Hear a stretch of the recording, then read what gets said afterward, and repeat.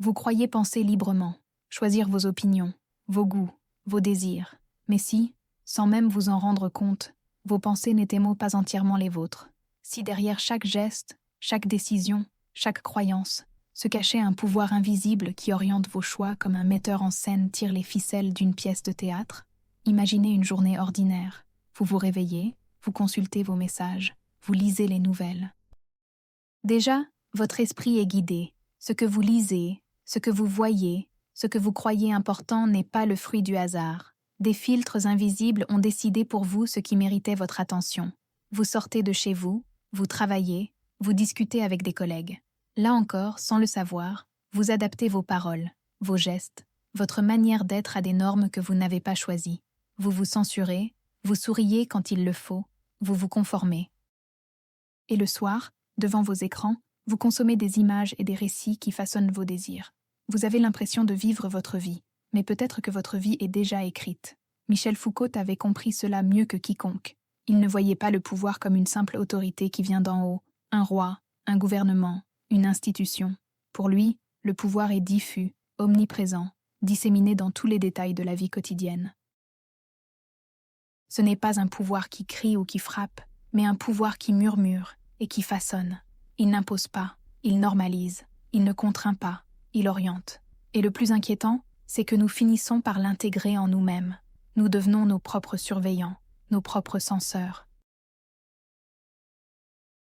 Pensez-y, combien de fois avez-vous retenu une opinion par peur d'être jugé? Combien de fois avez-vous fait semblant d'être d'accord pour ne pas paraître différent? Combien de fois avez-vous eu l'impression de choisir quelque chose, alors que ce choix avait déjà été préparé par des années de conditionnement social, culturel ou médiatique? Ce pouvoir est partout, mais il reste caché parce qu'il agit en douceur. Il ne vous force pas à obéir, il vous apprend à aimer obéir. Il ne vous dit pas quoi penser, il façonne l'horizon de ce qui est pensable. Et dans cette logique, la véritable question n'est plus « suis-je libre ?», mais plutôt « qui pense à travers moi ?» Pour comprendre ce que Foucault voulait dire par pouvoir caché, il faut d'abord rompre avec une idée simple mais fausse, celle que le pouvoir est toujours centralisé, incarné par un chef, un État ou une institution visible. Dans l'imaginaire collectif, le pouvoir se résume souvent à une pyramide. Au sommet, ceux qui commandent, en bas, ceux qui obéissent. Mais pour Foucault, cette vision est réductrice. Le pouvoir moderne n'est pas seulement vertical, il est diffus, il circule, il se glisse dans les corps, les habitudes, les discours, les normes. Ce pouvoir se manifeste d'abord par la discipline. Dans les écoles, les usines, les hôpitaux, les prisons, Foucault voyait la naissance de dispositifs qui n'avaient pas pour but de détruire les individus, mais de les modeler. On n'empêche pas seulement d'agir, on apprend à agir d'une certaine manière. On n'interdit pas seulement, on dresse, on oriente, on normalise. C'est ainsi que l'élève apprend à lever la main pour parler, que le travailleur s'habitue à des horaires stricts, que le malade se définit par un diagnostic médical. Le pouvoir ne se contente pas de réprimer, il produit des comportements. Mais il va plus loin encore. Avec ce que Foucault appelle le biopouvoir, il ne s'agit plus seulement de contrôler les gestes, mais de gérer la vie elle-même, la santé, la sexualité, la natalité, la consommation. Ce pouvoir s'exerce de façon invisible, sous forme de statistiques, de normes sanitaires, de règles sociales apparemment neutres. Et pourtant, il influence profondément nos existences. Quand on nous dit ce qui est normal, ce qui est sain, ce qui est acceptable, ce n'est pas une simple information, c'est une manière de guider nos choix, de tracer les limites de notre liberté. L'aspect le plus inquiétant est que ce pouvoir ne nous vient pas seulement de l'extérieur, il s'intériorise. Nous finissons par devenir les relais de ce pouvoir, en reproduisant ces normes sans qu'on nous y oblige. Nous nous surveillons nous-mêmes. Nous adaptons nos comportements pour être conformes. Nous filtrons nos pensées pour rester dans ce qui est socialement admis. Et ce faisant, nous croyons agir librement, alors que nous ne faisons qu'intégrer des règles qui nous dépassent. C'est cela que Foucault appelle la subtilité du pouvoir moderne. Il ne frappe pas, il façonne. Il ne nous arrête pas, il nous oriente. Et plus il est discret, plus il est efficace, car il se confond avec notre quotidien, au point de passer inaperçu. Le diagnostic de Foucault est donc clair. Nos pensées, nos comportements, nos désirs ne naissent pas toujours de nous-mêmes. Ils sont souvent le produit d'un réseau invisible de normes, d'institutions et de discours qui conditionnent ce que nous croyons être notre liberté. Si l'analyse de Foucault peut sembler abstraite, elle prend pourtant une forme très concrète dans nos vies. Le pouvoir caché dont il parlait n'est pas une idée lointaine. C'est une réalité que chacun peut ressentir dans son quotidien, parfois sans même y prêter attention. Le premier symptôme est l'autocensure. Combien de fois avons-nous choisi de nous taire par peur du jugement? Dans une réunion, dans un dîner, sur les réseaux sociaux, nous filtrons nos paroles. Nous ne disons pas ce que nous pensons vraiment, mais ce que nous croyons acceptable, ce qui ne choquera pas, ce qui ne fera pas de nous une cible. Peu à peu, nous perdons l'habitude d'exprimer notre singularité. Et le plus troublant, c'est que cette autocensure ne nous est imposée par personne. Elle vient de nous, comme si le pouvoir avait planté ses règles directement dans notre esprit. Le deuxième symptôme est le conformisme tranquille. Nous suivons des normes sans jamais les questionner. Nous nous habillons comme il faut, nous parlons comme il faut, nous travaillons comme il faut. Même nos révoltes sont calibrées. Elles restent dans les limites du politiquement correct. Nous croyons être libres, mais en réalité, nous répétons des modèles que nous n'avons pas choisis. La norme devient invisible, et c'est précisément là qu'elle est la plus puissante. Un autre symptôme, plus subtil, est la fatigue intérieure. Vivre constamment sous le regard implicite des autres, collègues, amis, followers, société, finit par épuiser. Nous portons un masque en permanence, et ce masque finit par peser. Cette fatigue ne vient pas seulement du travail ou du stress quotidien, mais du poids invisible des attentes sociales qui dictent comment nous devons être. Enfin, il y a la perte de spontanéité. Nos gestes, nos désirs, nos pensées se formatent. Nous ne savons plus si nous voulons vraiment quelque chose, ou si nous le voulons parce qu'on nous a appris à le vouloir. Le pouvoir caché réussit lorsqu'il parvient à brouiller cette frontière, lorsqu'il transforme nos désirs en simples reflets des normes établies. Ces symptômes ne sont pas des faiblesses individuelles, ce sont les marques d'un système qui agit à travers nous. En réalité, c'est le signe que le pouvoir a gagné lorsqu'il n'a même plus besoin de nous contraindre, parce que nous nous contraignons nous-mêmes. Et vous, avez-vous déjà ressenti que certaines de vos pensées ou de vos choix n'étaient pas vraiment les vôtres? Vous est-il arrivé de vous censurer, de vous conformer, de vous sentir épuisé par le poids des attentes invisibles? Écrivez-le dans les commentaires. Je veux vraiment lire vos expériences.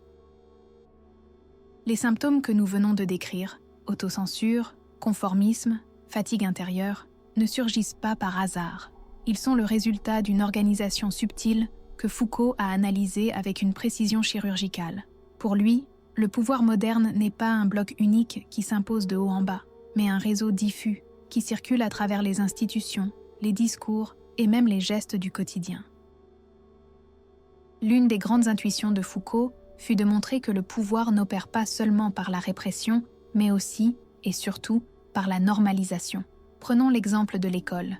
Ce n'est pas uniquement un lieu de transmission du savoir, c'est aussi un espace où l'on apprend à se comporter, à attendre son tour, à lever la main, à rester assis des heures entières. À travers ces règles, l'école ne se contente pas d'instruire. Elle façonne des corps disciplinés, adaptés au monde du travail et de la société. De la même manière, l'hôpital ou la prison ne sont pas seulement des lieux de soins ou de punition. Ce sont aussi des laboratoires de contrôle, où l'on classe, où l'on observe, où l'on mesure les individus. Chaque diagnostic médical, chaque dossier judiciaire, chaque statistique sanitaire contribue à produire une norme, ce qui est normal et ce qui ne l'est pas. Et ce qui échappe à cette norme devient suspect, marginal, à corriger. Foucault appelle cela le biopouvoir, une forme de pouvoir qui ne se limite plus à commander ou à interdire, mais qui gère la vie elle-même. Les politiques de santé, de sexualité, de natalité, de consommation, tout cela participe d'un même objectif, réguler les populations, optimiser leur rendement, contrôler leur comportement. Ce pouvoir ne crie pas, il ne frappe pas, il agit par des chiffres, des lois, des discours, des habitudes. Aujourd'hui, les algorithmes prolongent cette logique. Ils ne nous interdisent rien de manière explicite, mais ils orientent nos regards. Ils sélectionnent ce que nous voyons. Ils déterminent ce que nous croyons désirer. Ils façonnent un horizon de pensée où certaines idées deviennent visibles et d'autres disparaissent dans l'ombre. Ce n'est pas une censure brutale, c'est une gestion invisible de l'attention. C'est pourquoi Foucault disait que le pouvoir est partout. Pas parce qu'il serait une force mystérieuse qui plane au-dessus de nous, mais parce qu'il se niche dans les détails, dans les relations, dans les institutions ordinaires. Ce qui rend ce pouvoir si redoutable, c'est qu'il ne s'impose pas de l'extérieur, il s'intériorise. Nous finissons par adopter les normes sans qu'on nous les impose, par nous surveiller nous-mêmes, par intégrer dans nos pensées ce que la société attend de nous. Voilà la mécanique systémique qui explique pourquoi nous nous sentons parfois étrangers à nos propres désirs, parce qu'ils ne viennent pas seulement de nous, mais d'un pouvoir diffus qui, depuis longtemps, dirige silencieusement nos pensées. Si le pouvoir se glisse dans nos gestes, nos paroles et nos pensées, il serait facile de croire qu'il est impossible de lui échapper. Mais Foucault lui-même rappelait que là où il y a du pouvoir, il y a aussi de la résistance. Même dans un monde saturé de normes et de surveillance invisible, il existe des fissures, des espaces de liberté à reconquérir. La première étape est la prise de conscience. Tant que le pouvoir reste caché, il agit sans résistance. Mais dès que nous commençons à le voir, à le nommer, son emprise s'affaiblit. Observer ses propres gestes d'autocensure, repérer quand nous nous conformons par peur plutôt que par conviction, identifier les désirs qui nous sont imposés de l'extérieur, ce simple acte de lucidité est déjà une forme de résistance, car ce que nous rendons conscients cesse de nous manipuler en silence. La deuxième étape est la réappropriation du langage. Foucault insistait sur le fait que le pouvoir agit par les discours. Résister, c'est donc cultiver des espaces où l'on peut dire autrement, penser autrement, lire des auteurs oubliés, dialoguer en profondeur, partager des idées qui ne correspondent pas au flux dominant. Chaque mot échangé en dehors des slogans formatés est une brèche dans le mur du conformisme. La troisième étape est la lenteur volontaire. Dans une société où tout doit aller vite, consommer, produire, réagir, choisir de ralentir est une manière de reprendre possession de son temps. Méditer, écrire, marcher sans but précis, contempler sans chercher d'efficacité immédiate, ces gestes simples sont autant d'actes de résistance contre un système qui mesure notre valeur uniquement à travers notre productivité. La lenteur est un rappel que nous sommes des êtres humains, pas des machines. Enfin, la résistance passe par la création de soi. Foucault voyait la liberté non pas comme une absence totale de contraintes, mais comme une capacité à se façonner soi-même malgré elle. Résister au pouvoir caché, ce n'est pas rêver d'un monde sans influence, mais choisir consciemment quelles influences nous acceptons et lesquelles nous refusons. C'est l'art de sculpter sa propre vie au lieu de se laisser modeler passivement. Bien sûr, ces gestes ne détruisent pas le pouvoir, mais ils le transforment, ils l'affaiblissent, ils redonnent une marge de manœuvre à l'individu. Et dans cette marge se trouve la possibilité d'une existence plus libre, plus authentique. Si vous pensez que cette réflexion est nécessaire, laissez un like maintenant. C'est une manière simple mais puissante de soutenir ce travail et de montrer que la pensée critique peut encore trouver sa place dans un monde saturé de normes invisibles. Il est tentant de croire que tout cela n'est pas si grave. Après tout, se conformer facilite la vie, suivre les normes évite les conflits, accepter les discours dominants procure une certaine sécurité. Mais Foucault nous met en garde. L'illusion de confort est le masque d'un prix beaucoup plus lourd. Le premier danger est la perte progressive de la liberté intérieure. Quand nous laissons le pouvoir penser à notre place, nous ne décidons plus vraiment. Nous vivons comme des automates, répétant des gestes, adoptant des croyances, consommant des idées toutes faites. Ce n'est pas la violence qui nous enchaîne, mais l'habitude. Et bientôt, nous ne savons même plus distinguer ce qui vient de nous et ce qui vient du système. Le deuxième danger est la mort de la pensée critique. Une société où les individus cessent de questionner est une société vulnérable. Sans esprit critique, nous acceptons les injustices, nous validons les dérives, nous avalons les mensonges. Et l'histoire est claire, les régimes les plus oppressifs ne naissent pas toujours de la force brute, mais du consentement silencieux d'une population anesthésiée. Enfin, il y a le risque de devenir étranger à nous-mêmes. Lorsque nos désirs, nos valeurs et nos rêves sont dictés par un pouvoir diffus, nous perdons ce qui fait notre singularité. Nous devenons des copies conformes, interchangeables, dociles. Et qu'est-ce qu'une vie humaine si elle n'est plus habitée par une conscience propre, par une pensée vivante? Voilà l'avertissement de Foucault. Tant que nous refusons de voir le pouvoir qui agit en nous, ce n'est pas nous qui pensons, c'est lui. Et dans ce silence, il ne nous vole pas seulement nos idées, il nous vole notre existence. Si le pouvoir est partout, la tentation est grande de se sentir impuissant. Mais Foucault insistait, là où il y a pouvoir, il y a résistance. Et cette résistance ne commence pas dans les grandes révolutions collectives, mais dans un acte plus intime, plus discret, le refus de céder totalement son esprit. Résister, c'est d'abord reprendre conscience de ses propres pensées, avant de parler, avant de réagir, se demander « Est-ce vraiment moi qui pense cela, ou est-ce une idée qui m'a été donnée, répétée, imposée ?» Cet examen intérieur est déjà une rupture, car il rouvre un espace de liberté là où tout semblait conditionné. Résister, c'est aussi oser la différence. Dans un monde obsédé par la conformité, chaque geste singulier devient un acte politique. Lire des livres que personne ne lit, exprimer une idée qui ne va pas dans le sens du flux, refuser le confort du silence quand la vérité est en jeu. Voilà des résistances concrètes, modestes mais réelles. Enfin, résister, c'est cultiver le courage du doute. Foucault nous rappelle que le pouvoir aime la certitude, les discours clos, les vérités indiscutables.